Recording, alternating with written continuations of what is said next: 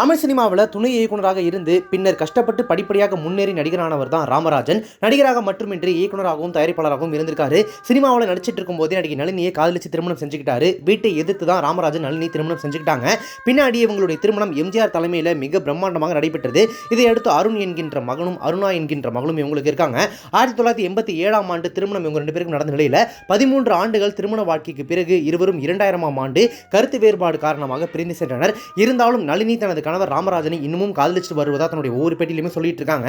இதே போன்றுதான் ராமராஜனும் நளினி மீது அன்பு மரியாதையும் வச்சிருக்கிறதா சொல்லிட்டு இருக்காரு. என்னதான் பிரிஞ்சு வாழ்ந்தாலும் இதுவரைக்கும் வெளியில பேசும்போது ராமராஜனும் நளினியும் ஒருத்தருக்கு ஒருத்தர் விட்டு கொடுத்து பேசினதே கிடையாது. அந்த அளவுக்கு அந்யோன்யமான ஒரு அன்பை தன்னுடைய மனசுக்குள்ள வச்சிருக்காங்க.